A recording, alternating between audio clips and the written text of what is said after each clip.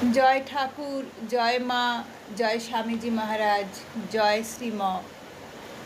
দিব্যত্রয়ী এবং পূজনীয় শ্রীমর শ্রীচরণে আমার ভক্তিপূর্ণ সাষ্টাঙ্গ প্রণাম নিবেদন করি। আজ আমি শ্রী শ্রী রামকৃষ্ণ কথামৃত থেকে ঠাকুর শ্রী রামকৃষ্ণ দক্ষিণেশ্বর মন্দিরে শ্রীযুক্ত রাখাল, প্রাণকৃষ্ণ, কেদার প্রভৃতি ভক্ত সঙ্গে এই পর্বের প্রথম পরিচ্ছেদ পাঠ করছি।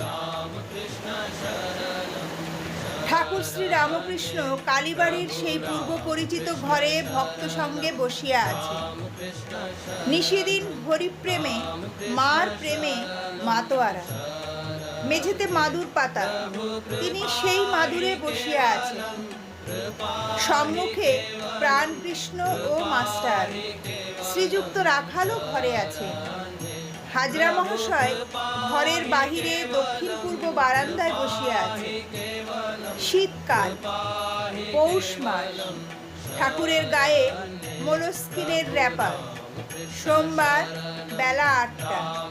18ই পৌষ, কৃষ্ণা অষ্টমী, 1 জানুয়ারি 1883 খ্রিস্টাব্দ। এখন অন্তরঙ্গ ভক্তগণ অনেকেই আসিয়া ঠাকুরের সহিত মিলিত হইয়াছেন। ন্যূনাধিক 1 বৎসরকাল নরেন্দ্র, রাখাল, ভবনাথ, বলরাম, মাস্টার, বাবুরাম, লাটু প্রভৃতি সর্বদা আসা যাওয়া করিতেছে। তাহাদের বৎসরাধিক পূর্ব হইতে রাম, মনমোহন, সুরেন্দ্র, কেদার আসিতেছে। প্রায় 5 মাস হইল ঠাকুর শ্রী রামকৃষ্ণ বিদ্যাসাগরের বাদুড় বাগানের বাটিতে শুভাগমন করিয়াছিলেন। 2 মাস হইল শ্রীযুক্ত কেশব সেনের সহিত বিজয়াদি ব্রাহ্ম ভক্ত সঙ্গে নৌযানে আনন্দ করিতে করিতে কলিকাতায় গিয়াছিলেন। শ্রীযুক্ত প্রাণকৃষ্ণ মুখোপাধ্যায় কলিকাতার শ্যামপুকুর পল্লীতে বাস করেন। তাহার আদি নিবাস জনাই গ্রামে। এক্সচেঞ্জের বড় বাবু, নিলামের কাজ তদারক করেন। প্রথম পরিবারের সন্তান না হওয়াতে তাহার মত লইয়া দ্বিতীয়বার দ্বার পরিগ্রহ করিয়াছেন। তাহারই একমাত্র পুত্র সন্তান হইয়াছে।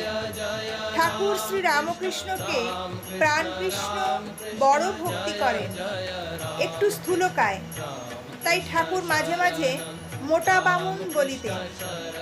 অতি সজ্জন ব্যক্তি। প্রায় 9 মাস হইল ঠাকুর তাহার বাটিতে ভক্ত সঙ্গে নিমন্ত্রণ গ্রহণ করিয়াছিলেন। প্রাণকৃষ্ণ নানা ব্যঞ্জন ও মিষ্টান্নাদি করিয়া অন্নভোগ দিয়াছিলেন। ঠাকুর মেঝেতে বসিয়া আছেন। কাছে এক চ্যাংড়া জিলিপি কোন ভক্ত আনিয়াছে। তিনি একটু জিলিপি ভাঙিয়া খাইলেন। শ্রী রামকৃষ্ণ প্রাণকৃষ্ণাদির প্রতি সহাস্যে বলিতেছেন, দেখছো, আমি মায়ের নাম করি বলে এই সব জিনিস খেতে পাচ্ছি। কিন্তু তিনি লাউ কুমড়ো ফল দেন না, তিনি অমৃত ফল দেন। জ্ঞান, প্রেম, বিবেক, বৈরাগ্য। ঘরে একটি 6-7 বছরের ছেলে প্রবেশ করিল। ঠাকুর শ্রী রামকৃষ্ণের বালকাবস্থা। একজন ছেলে যেমন আর একজন ছেলের কাছ থেকে খাবার লুকিয়ে রাখে, পাছে সে খাইয়া ফেলে, ঠাকুরেরও ঠিক সেই অপূর্ব বালকবৎ অবস্থা হইতেছে। তিনি জিলিপির চ্যাংড়াটি হাত ঢাকা দিয়া লুকাইতেছে।